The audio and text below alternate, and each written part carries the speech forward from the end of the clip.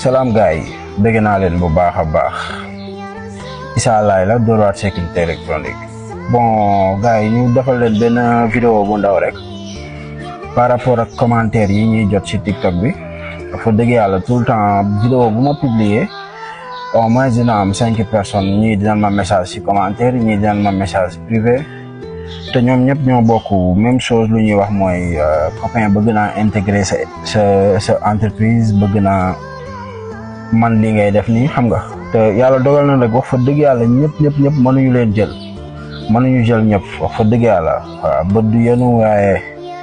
xam na li bopp antan moo tax nag bon ñu bëgg xar suñu tànk tubéy fexe ba defar benn chaîne YouTube après dañ leen dugal lien wu chaîne bi nga xam ne vidéo installation yi ñuy def yëpp ci kër yëpp yi ñuy def yëpp day am vidéo du début à la fin ñu def ko ay vidéo dagg-dagg bu ñu commencé di installer kon boog ñu ne la caméra nan la ñuy installer caméra analogique première étape deuxième étape ba configuration caméra IP même chose électricité même chose informatique câblage réseau même chose lépp daal lu Dóor waar sécurité électronique bi def bëgg nañ bon dina jafe trop nag parce que temps bi may ñu ko mais bëgg nañ góorgóorlu bu baax a baax fexe ba loolu ñu au moins ñu dugal ay vidéo nga xam ne nit ñi dinañ ci mën jànge nan la ñuy installer caméra ba mu jeex ba configuration nan la ñuy installer kër électricité ba mu jeex sécurité incendie contrôle d'accès lépp ñu leen koy defal ay vidéo étape par étape ci suñu chaîne YouTube bi inshallah dinañ ko bind fii ngeen dem abonné fa dinañ ko bind fii nii ngeen dem abonné fa nga xam ne suñ demee bax am yenn abonné yi rek ñu commencé di publier vidéo yi di wan gaay na la ñuy poser caméra configurer booy def visite de site pour caméra nooy def client bu nekk ban caméra moo ko arrangé alarme caméra yi nga war def ci boutique ci kër lépp inshallah rabbi bu ci yàlla defee jàmm rek dinañ leen wan parce que am nañ yéene ñun li ñuy def ñëpp képp ku ko bëgg doon technicien nga man ko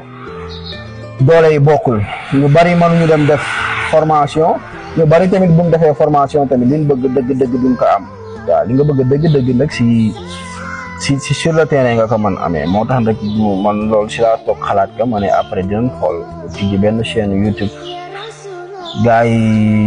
ñi saa yu ma publier ñiy def commentaire yëpp ñooñu ñu mën dem foofu sax am luñ xam am luñ man affaire yi méttiwul ndànk ñuy déggoo parce que ñun dañuy liggéey ay électricien lan ay informaticien lan mais ñun dañuy liggéey rek ay électricien yoo xamante ne dañuy installer ay immeuble wala def vidéophone wala vidéo surveillance wala contrôle d'accès ñu woo ñu liggéey ensemble te duñ xam sax client bi ñu électricien bi la ñuy traité direct door li ñuy door dem suñu yoon waaw noonu lañ ko bëgg a doxalee daal gars yi incha allah ngeen ñaanal ñu yàlla mootali suñu yéene léegi nag ñëpp mën ci jàng bu baax a baax incha allah am ci xam-xam loolooy objectif bi quoi incha allah jaa ngeen jëf Dóor waar sécurité électronique taal fépp. ok gars yi lien YouTube bi def nañ ko ci vidéo bi soo leen basee si lien bi rek di ngeen mën dem abonné tout droit ci chaîne bi aywa merci.